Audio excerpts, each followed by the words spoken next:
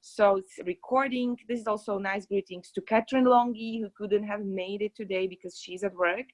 So Catherine, this is welcome, and this is also welcome to Adam and Olivier. Olivier from France, originally from Burundi, and also Adam from Brussels. But we are happy we have Aman and Zlatimira here, and of course Deborah, who is joining us from Australia. So Deborah, the floor is yours. We can't hear you. You are muted. Sorry, I meant to press that button first, and I didn't press that one. So I'm just going to share a little bit about myself, and I have some slides here so that you can see a little bit of information, because I know that my accent might be challenging for you. So I come from far north Queensland, so sometimes the words are not the same as English that you hear from English people. So here we go.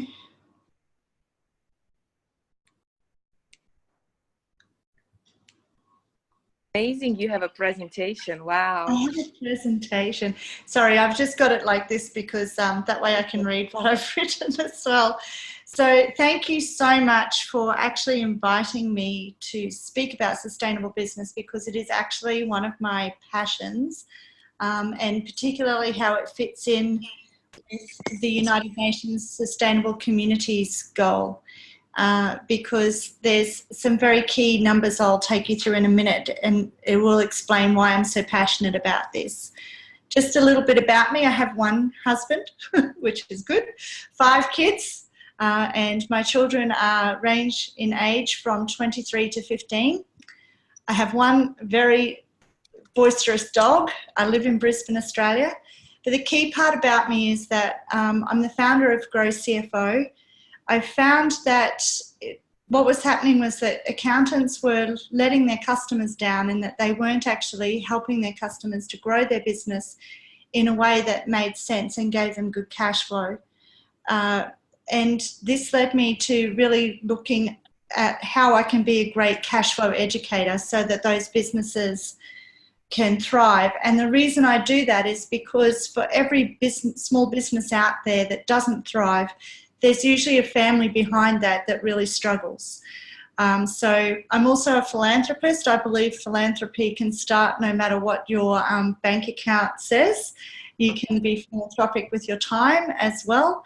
And I'm a master trainer for the Entrepreneurs Institute. I'm also a best-selling author, and I'll tell you a little bit more about how that accidentally happened to me later on. But this number here is why I do what I do. There's 125 million small businesses globally, 125 million. And that's 98% of all business are small businesses. So small business is really defined as having under 200 employees. So probably the people that you think of who are in business are people who come under this category. And they face some really unique challenges. They make up an estimated 98% of businesses that employ other people. They contribute 60% of new jobs in the world every year. And they provide almost half of the private sector employment. So 50% of, it's about 49% of jobs are generated when they're not government jobs and they're not big business jobs, then they're half of the jobs that are left. But there's a global phenomenon that's happening, and it's actually about the human cost of failure for these people. And that is that there's 75 million small businesses will fail in the first 5 years. So of that 125 million, 75 million of those businesses will fail in the first 5 years. Mm. So this is why I'm so passionate about it, because that actually, coming to the next number, if you think about those businesses as having a family, say a family of 4 people, and their home is in threat, and they're taking all that stress home to their family, and they're employing maybe another 50 million people as well, then if you multiply that out by the number of people who are likely to be in that household, you find out that there's 500 million people who are likely to lose their jobs or livelihoods because of the failure of small business in any 5-year period. So to me, that is an unacceptable number. I'm very passionate about shifting that number, and I believe that there are lots of people out there who have the skill set that can do it. So that's why I set about this journey for what I'm doing. I really believe that we can make a difference.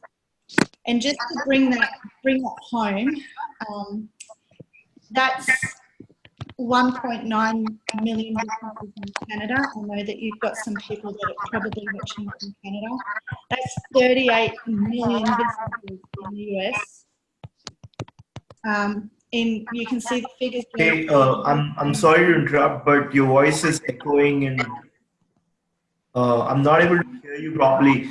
Can everybody put their screen on mute, because I hear her voice echo in somebody's computer. Is that better now? Okay. Yes. So that's over. So just to give you the context, that's over 1 million businesses in India, and you know that's a huge number of businesses in every country across the world that are actually being impacted. And these are the figures that I've pulled just in the last 24 hours from the 2018 figures. So what we're facing is, as there are more and more businesses, or more and more people are becoming susceptible to having to be doing contracts, because with automation, there's such a disruption in the industries everywhere that people no longer get full-time employment. So a lot of people who were in full-time employment are now actually going to be in a small business themselves. They'll be a contractor for themselves, and as a contractor for themselves, they'll actually end up making up some of these statistics that we see here. So it's really important that we get the right support in place for small business, because they're much more susceptible to the policy of government, and they're much more susceptible to the policy of big business. I'll give you an example of that. I know a particular business that if they choose not to pay the people that they owe money to, they just put it back for 30 days, they can actually build a whole other restaurant in cash. And the challenge with that is that the people that are relying on that money coming into their business then can't pay their suppliers as well. So just to touch on what I see is perhaps how this intersection today is in my head, is that I believe the purpose of politics is for everybody who is in that country, they're being cared for. And that's through healthcare, it's through education, it's through environmental standards, it's through peace, it's through how we actually just relate as people. It also means that we're taking care of the people who are unwilling or unable to care for themselves. And they could be people with mental health issues or physical issues, or just people with living with disability. And I believe that also the purpose of politics is to build community and a sense of identity. So then the purpose of business, though, is just slightly different. It's to create value for the business owners and stakeholders, and it's for us to solve problems for our customers. But it's also to contribute to the employment of other people, and it's also to contribute taxes to the country that we live in. Because if we're operating in that country, then those taxes are what actually helps the government to do their business, which is supporting the people who are coming forward and needing assistance. But the purpose of humanity goes even deeper than that. And the purpose of us as humans is to live respectfully and to share resources with others and to make sure no one's missing out. And it's to use our intelligence and our respect for each other to make our whole world survive and flourish. So it goes beyond borders, and it goes beyond how we actually divide ourselves up, either as a business or as a political area. So then overlay over that the purpose of philanthropy, and this is really what I'm getting to now, is that business is about solving problems, but philanthropy is about solving social problems, about how we go about doing that. And the two can actually intersect really well, because I can use my business problem-solving ability to solve a social problem at the same time. And we can do that not just with money. We're so used to thinking philanthropists have got big bank accounts and they give lots of money, but we can actually donate our time and our money and our experience and our skills. And that's why the projects that I love to work on are so meaningful to me, because I can actually use those things that I'm good at and make a difference. I've just come back from South Africa, like literally just arrived back in Australia last night. And I always visit a project while I'm there. The project that I visit is attached to one of my favourite clients, and they help a small village on the border of South Africa and Botswana, where there's the adult population are 80% HIV positive. So as you can imagine, that's a really big challenge. There's a number of the students in grade 12 or the final matriculation year. They are actually the primary caregivers for their family. And they were coming to school without anything to eat, and their younger siblings never had anything to eat either. So over time, we've helped them build a goat herd, so they can now, have a soup kitchen. They're eating on a regular basis, and they're eating protein on a regular basis. They're building their goat herd to the point where they're now able to buy resources for the school, and they rely less on government funding. And the purpose of this is to set up a sustainable model for that community that can then be replicated to other communities that are facing similar challenges. So a lot of their staff now are employed in, a lot of their students now are employed in as staff in some of the game reserve lodges. They have a project where they're growing their own vegetables and herbs. They use it as their project for their biology subjects and their agricultural science projects, but they also use it to raise funds for their school. So it's a really important process, but we had started this understanding with seeing children or seeing someone ask us for something. But now by using our business intelligence, we're actually able to create it as an entrepreneurial sustainable model. Instead of just giving them a handout, we're giving them a hand up, and they're able to build their community. And they're building it with the children first, which means that it's more likely to last. The adult population, the average age is 40. So the average life expectancy, is 40. So we really need to start with the young people, because there isn't an older population. That's the reality of this village. So this brings me to what I'm really about. I have a giving business. My business has been carefully designed to give back. A portion of my profits are given first, deliberately, and I believe that I can afford to give deliberately right from the start. I've put it in as part of my business model. It's alongside all my expenses and everything else. It just goes in there. And so what if we didn't actually have to wait to be philanthropists? So what if we could change a life every day just by doing what we already do every single day? So here's some of the examples that they suggest. When you complete a project, you give a mosquito net to prevent malaria, or when you make a sale, a child receives life-saving water. It's actually really easy to give. And the reason it's really easy to give is because of this beautiful organisation, which is called B1G1. B1G1 was started by a lady she's a Japanese lady. She was living in Brisbane, Australia at the time. She came together with a couple of others when she realised that if she could make giving really easy, more people would give. She had a frozen food company at the time, gluten-free frozen meals, and on the side of her packet she actually said, for every meal I will feed a child in a soup kitchen.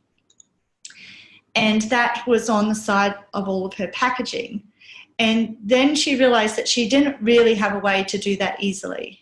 and she wanted to create a platform where people could connect in their basic business achievements, so a sale of a product or just a marketing, anything that's happened with your marketing, anything at all that you can think of that's a fun business process or a business process that you do. She was trying to encourage us to link in giving with that. So she had to find a way to make it really simple to do. And fast forward a few years, she's managed to make this beautiful platform called B1G1. And she has very specific criteria for these, the giving activities that are on there.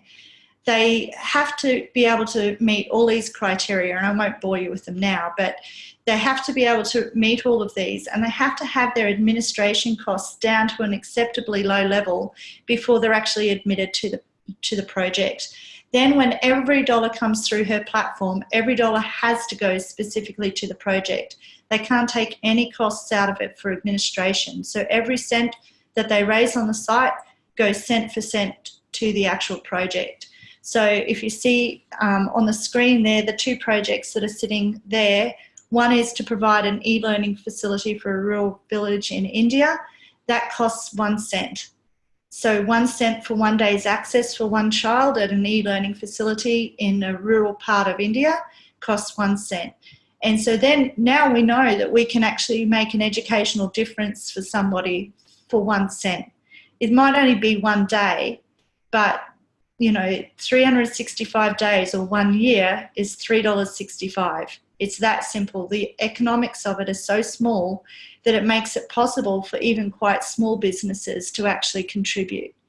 And underneath that, there's an image of a child receiving water. And once again, that's a 1 cent project. Now, they have projects that are worth a lot higher value, and they have another set of criteria that helps people to come even more. And there's hundreds of these different projects on the site. The reason that I find this so compelling is that I can actually choose something that's near and dear to my heart. My sister is actually legally blind, so blindness prevention for me is extremely important, and I've watched her struggle over the years with her sight. So to be able to give 1 cent and to stop a child from being blind for life and to be able to contribute into their community and not face that struggle is really, really important to me. And then they have projects up to, 2,500 can actually fund a whole bus that goes from village to village in Indonesia and gives eye tests and cataract surgeries. So there's amazing levels that you can go to if you've got a bigger business, but you don't need to go to those levels. So when I talk to our business owners, all of the business owners who are customers for us are all connected in some way, either through this giving platform or to another charitable cause, because we know that we can make a difference for cash flow. So we know we might as well give our expertise first to those who are really trying to make a difference in the world. So I said before that they link into the Sustainable Development Goals. So for you guys who are really keen on peace, justice and strong institutions, number 16 is the Sustainable Development Goal that relates to that. You can actually put a giving widget on your website that is specifically around that goal. And you can do the community widget, which shows everybody's contributions. You can even customize a widget to put on your website. So all of this they've done to make it easy for people to spread the news, but also easy for people to impact. And as of today, they have made 173 million giving impacts to people across the globe just by using this very simple process of little 1 and 2 cent and 10 cent donations. So it's a massive impact of people coming together and making a world of giving for others. So in gratitude for you all being here and for those I know who are going to join on later, I have actually given for each one of you 10 days of beekeeping business to a Kenyan farmer, 10 days of clean water to students in Zambia, 10 days of access to lighting for safe child delivery in Kenya, 10 days of access to e-learning for children in India, 10 days of access to blankets for winter protection in the Ukraine, 10 days of tree protection for families planting sustainable trees in India. They use those for food crops. 10 days of access to a sewing machine as an income generating tool for women in Bangladesh. 10 days of business training programs to women creating a business in Malawi, and I'll tell you a little bit more about that one in a minute. 10 bricks towards building a classroom in Nepal, 10 days of access to clean drinking water in Ethiopia, and 10 girls receive access to personal hygiene in Kenya. The reason I'm really passionate about the business training programs for women in Malawi is that a friend of mine has developed this program. We currently deliver cash flow training to his business, which is called Franchise Simply. And he and his wife, Prue, have developed this Microloan Australia, and they go into Malawi and provide business training and microloans for businesses. So we support them by giving business training programs. That particular 1 day of business training programs is actually 25 cents. 25 cents means that a woman has the success of making sure that her business works. They co-guarantee each other's loans. So the women group work in a group of 10 and they support each other to learn how to build and grow their business. And when they have managed to do that, they repay their loan and they pay it forward to somebody else. And the process starts again. So that's my gratitude to you for giving me this space and time for being able to talk to you about B1G1 in particular and about my passion about cash flow. So I'm ready for any questions.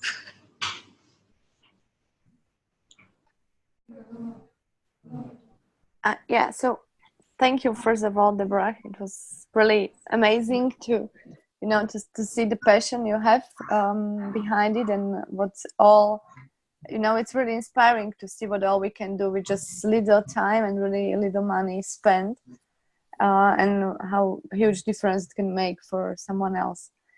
And when you showed now the slide with the different things you supported, I was just thinking, so how it works really in practice, because it's in different parts of the world. As I saw, there also Ukraine, for example.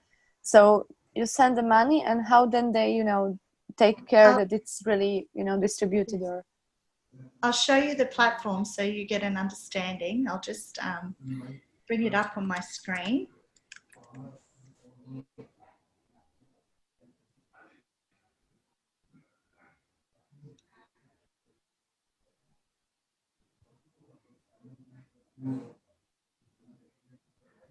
Okay. So can you see this screen here? yeah. So through their platform, what they've done is they've done all the due diligence on these projects. They go in and they do an extensive level of investigation into these projects. They go through all of the cash flows, they go through all the financials, all the reporting for what they do.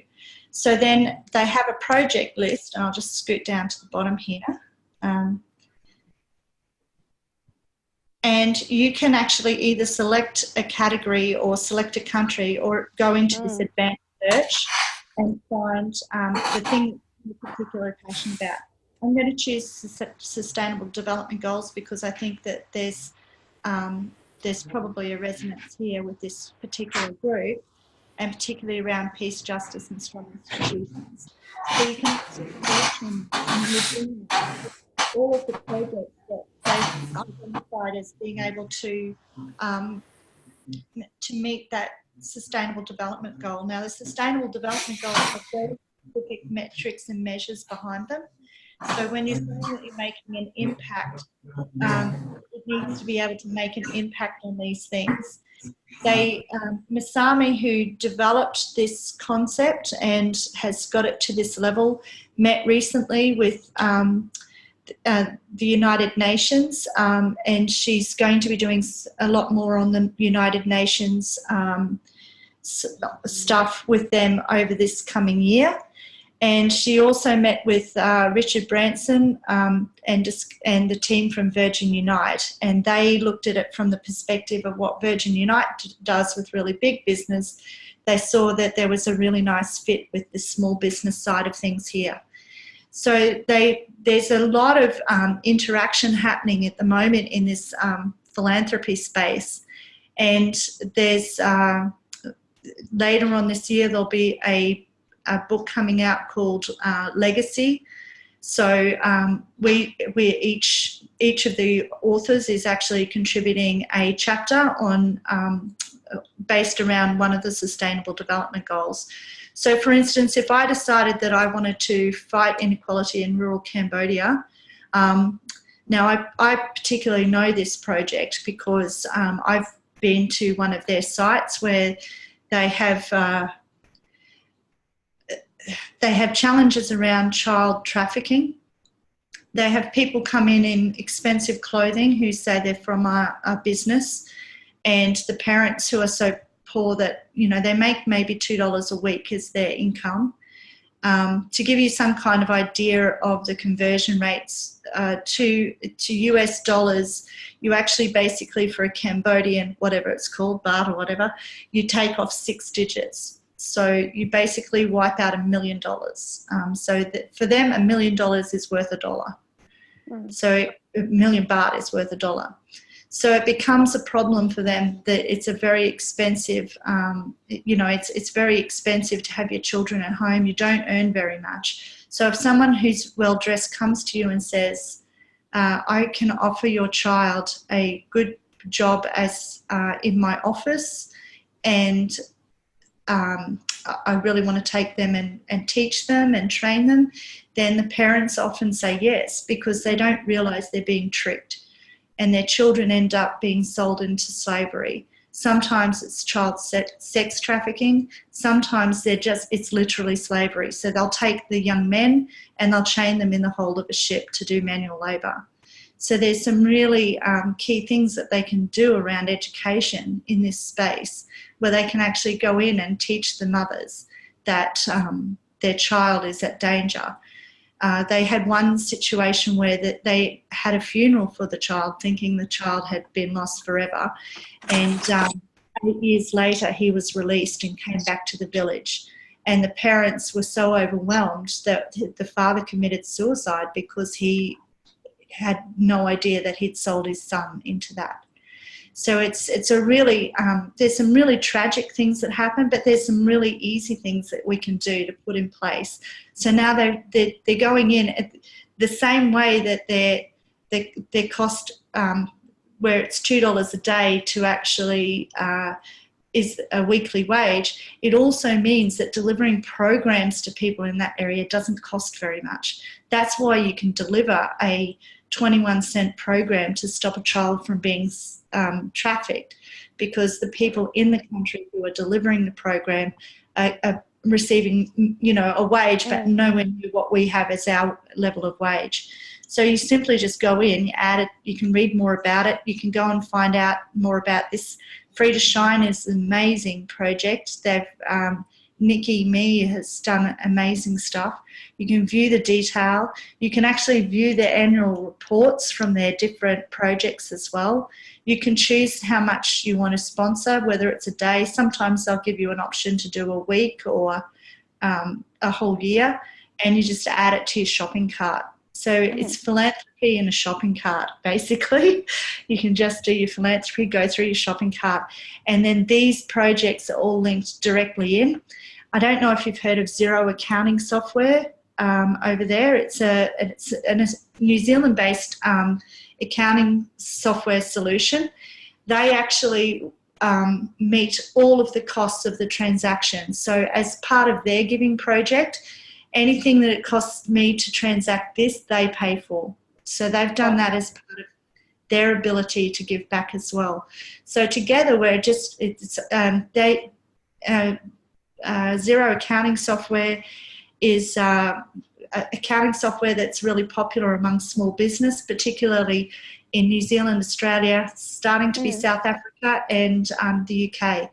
And it's starting to get a little bit of market share in the US now too. So it's hand in hand for them, because now it's shown that they're giving back in that way. People are starting to go and try their software as well. So it wasn't really necessarily done that way. It's just a couple of the people that were have been contributing regularly on the platform over a lot of years, are very connected in that space, and they were able to engineer that as part of their marketing efforts for this particular business. So they keep their own giving. Like, as a member business, I paid to be a member, and that went to their head office to actually help them to create the platform and everything, so that now I know that any cent I put through here actually goes directly to the project. Wow.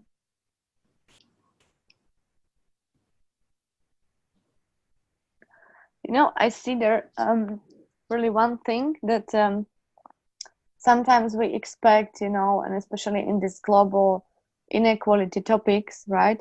We expect politicians to, you know, act swiftly and do the changes and, you know, adopt new laws or, you know, whatever what will help to tackle these issues. And it's I think really difficult especially on the global level, right? Because you don't have just a few people who are, you know, working on it, but you have different groups, different stakeholders, and everyone has totally different interests.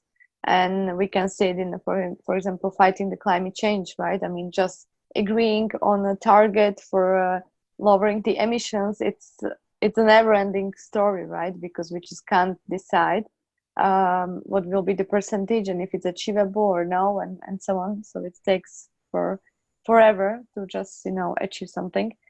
And what I see here is really the importance of just not waiting for someone else to come and create the impact and save us all, but really every one of us, when we really start to think and look more around what's around us, and when we can give more or help more, can really create a big impact and big difference. And that's really inspiring. Yeah. And even with a relatively new business, we've made over 38,000 impacts already. So it's actually possible to make 38,000 impacts really, really quickly. And it's just about a habit, you know, creating a habit of thinking about how this is. And when you were saying about this, you know, climate action, one of the grassroots things when they're it's really about trying to fight it from both ends, because you often have to change mindset from the people who are in the community as well.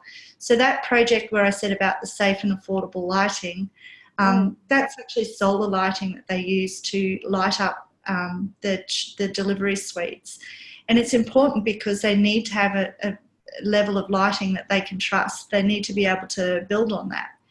And when you look at small regional or rural towns or look at towns that are in really highly densely populated areas, if you're giving people fuel oil lamps to help them see in the dark, then they're starting to create pollution just from that. So solar lamps can often be the best way for them to light up their home after hours, which means that you're probably creating some interesting impacts in ways that you don't understand, which is that the children were often taken out of school to help make little armbands and that sort of thing for tourists.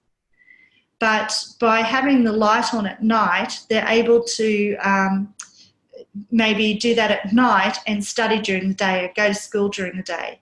And so it can have flow-on effects that you don't really know at the time, but it can actually tick more than one of the Sustainable Development Goals. Wow. So it's ticking education as well as climate action, as well as giving them access to an economic future that they wouldn't have had. So sometimes these things do more than just the one impact. And is there any, or do they track also some kind of progress or change on the community level over the years?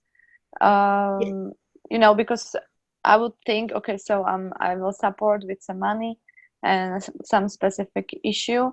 But, you know, I mean, if it's not just, you know, you give money once, some small things will change. So you help, I don't know, 2-3 children. But if it really has a longer impact on, or long-term impact on the community. Yeah, so all of these projects have to be sustainable. And in that, I mean that they don't have a long period of time that they're in any one particular community. They have to be able to show that they can go into that community with a model that is replicable and that works. So they go in and do that. I'll just find one particular one that I know is that I've actually been able to go back and see a couple of times, so I can say for sure this one is a classic example. So this particular project, not Friedrichshain, that's not the right one. Let me just select the country because that will be easier.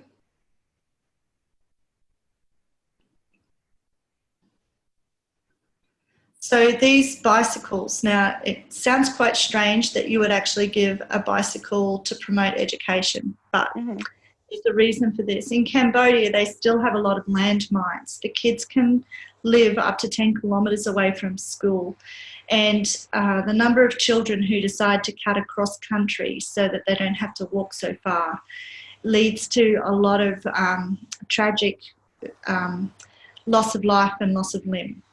So they have these bicycles that, you know, when you say give a bicycle for a day, obviously they're not going to take a bicycle in and then take it back out after a day. They just acquire enough money through that system to actually give a bicycle to a family. I had my 25th wedding anniversary recently with my husband, and we had 3 different containers because we said we don't need anything else, and we had 3 containers sitting there, and this was one of my husband's favourite projects. So our family and friends were invited to donate into one of those, and I was able to we were able to get 18 bicycles to a school over there. And when I went with my daughter, one of my daughters, to Cambodia and went to see some of these projects, and had the tremendous privilege of riding bicycle number 18 into the village, much to the mirth of the small children in the trees pointing and laughing at me as I nearly slid off into the dirt. But they receive these bicycles, and those families now use those bicycles. This is the 28th community that they have built in that way in the last 10 years. So they go from community to community, they build the community, they build the schools infrastructure, and then they continue to do that across community after community with the aim of spending no more than 3 years in each community. And they go back and visit the communities afterwards to make sure that things are still going well for them. So they have a process that they go in and they make the change. Then they have a process where they go in and support the change. And Trailblazers is just one of the examples of them doing that in Cambodia. And there's lots of other examples of how they do those different projects. They report back on each project. They also receive government funding and funding from institutional philanthropists as well. So they have to have very high reporting requirements around those. So that's part of what they do with these. And a lot of people are very concerned about how much of their money goes through on a project. It certainly bothers me when I see some places having 80% admin costs, so only 20% is getting through. So that's why I think this resonated with me, was because I knew that it was all getting through, and that it was all going. You know, if it says that it's 4 cents for a bicycle, it's 4 cents for a bicycle. So it just, they've broken the project down so that it makes it possible, if you couldn't give $18, that you can at least give 4 cents. So that's kind of how they structure it.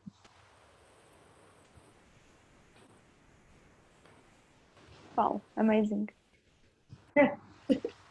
And so simple, right? Like, why didn't we all think of this earlier?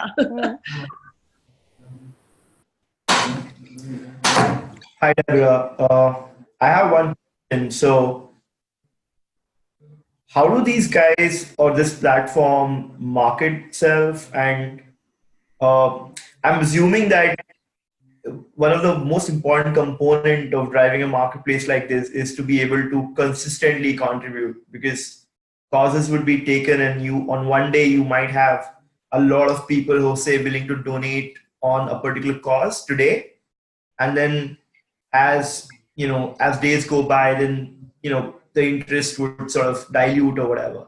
But I think the whole point of doing any charitable enterprise is to make it sustainable, where continuously you're able to put in money so that it reaches the deserving people and then they are helped. And I mean, while the whole concept of giving it for a day is fine, but ultimately it has to happen for a long course of time, right?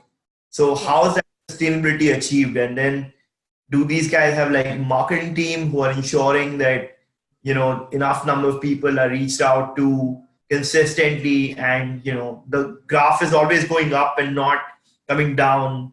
How is that challenge resolved?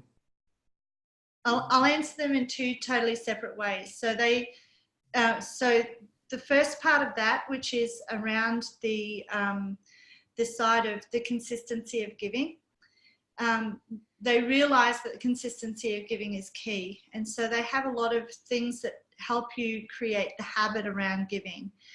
You can set up your shopping cart to just automatically give a certain amount each month.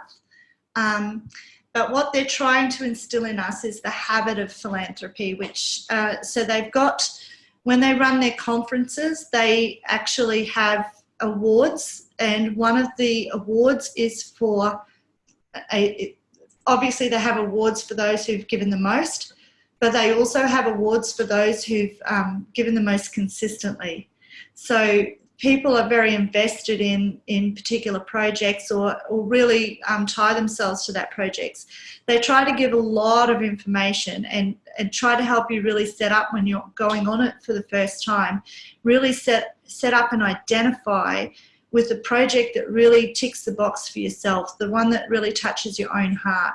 So when you find a project that really touches your own heart and you focus on that, then you're really much more invested in making sure that you keep being very regular with that. So they've got a few ways that they've been teaching people to give regularly. There's a whole community now that they run, Facebook communities. There's groups of us that do very regular catch-ups, and we speak to each other about our business, but also about how much we've given in those businesses. So like what our aims are and what our projects are, and we really inspire each other to think about that sort of thing. So they have a whole range of businesses who are already very well known. So for part B, about the getting it out there, just as they had someone who stepped into that space that was really highly qualified to pay the back end, they also have they also have brilliant marketing people who have their own marketing companies who are actually putting the word out for them. And those of us, like, I mean, I'm here, I've got a business that's around CFO, but I'm sharing about them. So there's lots of people like me who spread the word about what they're doing. So that's one of it. One of the things that they also do to make it sustainable for them, and I'll just pull this up. It'll be down the bottom, I think. If you just bear with me. Nope, on screen.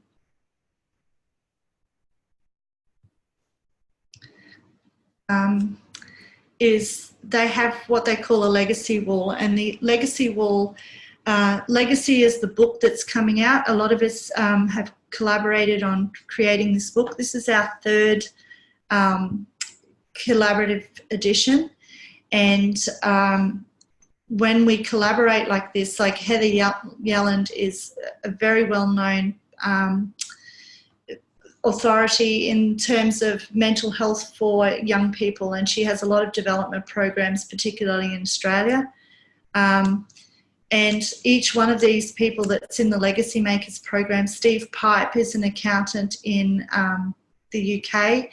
Every single one of these people is contributing to a chapter in the book. Joshua Ngoma, he has a fantastic business where he helps people in Africa to really make sure they're marketing their business well, to help them to connect in after they finished the apartheid regime. They had to actually bring in a lot of investment, and so he's helping stimulate a lot of that. Monty Hook has got a massive outsourcing business based out of the Philippines. Christy has a huge marketing business, and she's based out of Singapore. So that's, you know, the ones of us who are there, we all collaborate and make sure that the book that comes out has a really high traction. We've managed to hit the Amazon top 10 bestsellers every single time within a few weeks, and that just helps spread the word. So those of us who have written in the book, we have the books at our events. They're given as prizes, or they're given as a contribution, and that sort of thing really helps us to make sure that the whole process keeps renewing. So you'll have some businesses that will join and then fall off, but you'll have a lot more businesses that will stay in there, and they'll actually keep contributing over and over and over. And those who do then share it. So even though they end up with maybe not as many, so the number of businesses may drop off, but the ones who are there are staying, and they're really contributing, and they're bringing new business in each time. So you'll find that there's people with all sorts of different passions. Karen Longworth is passionate about health. She has a business in that respect, and there's doctors and there's dentists and all sorts of things. So it's a really widespread network with a lot of different disciplines. So are you saying that they don't really have a team, they just have these volunteers who keep the show running? They do have a team. They have a development team, and the development team are funded by us being member contributors. So none of the money from the projects, just from us paying for them. But they've had such an extraordinary growth from one of their CEOs is actually, or the chairman is actually a very, very savvy marketer. He's done a lot of stuff. He was the very first, I'm just going to try to get this right. He invented the very first accounting machine for Hewlett-Packard. So he was very well known in the whole tech space for a very long time, and has had a lot of years in marketing, so maybe 50 or so years in marketing, and he's driving a lot of the stuff that they do now. So a lot of the things that people say, hey, it'd be great if we could put it out to our network this way, he takes that back to the development team, and the development team try to make sure it happens that way. And they do get a lot of people who just want to contribute. One of my sons spent 6 months as an apprentice there. They just have this desire to contribute and to give back, and he was able to contribute while living at home and still working for them, because it's a global business, it's online, you can do it in many different ways. So the only question I'm trying to draw at is whether they have a dedicated team that is drawing salaries, because one of the biggest problems of running a project like this is that people who donate would immediately start questioning, hey, do you have employees? Are they well paid? You know, things like that, right? Because they see that as counterproductive to the whole idea of setting up a charitable enterprise, right? So all I want to ask is, do they have a bunch of people who dedicatedly work for them? Or is it just contributors, volunteers who don't take any money themselves, who are running? It's a sustainable business in its own right. It has its own dev team, it has its own marketing team. It's just that their marketing team is more effective. Like, the marketing team provide resources for the marketers who are already out there spreading it. So got it. So they're more of a support staff. Yeah, but they definitely have a plan and a project plan in place. They're very definitely, it's set up as a sustainable business. Their model under their whole business at the top end is very sustainable as well. So, because there's no point in having all these projects on it if you can't sustain the platform. So it's very much a sustainable in its own right. So are they non-profit or are they for-profit? They're a non-profit themselves, in that they run to, you know, their whole point is to have a platform that does the development for this this particular thing, but it does make sure it pays director salaries and that sort of thing as though it was a business. But none of the funds going for the charity are going into that part of it. Right. They're two separate, completely separate enterprise organizations. Sure. Okay, it's thank you, Deborah. I know it's 9 and we scheduled this workshop for an hour because also we have morning and also like we have many questions maybe Aman has that should be additional. So yeah, I'm like, you know, I was amazed for the first time when you shared with me what everything is possible, and I hope that I've added you already to the Facebook group.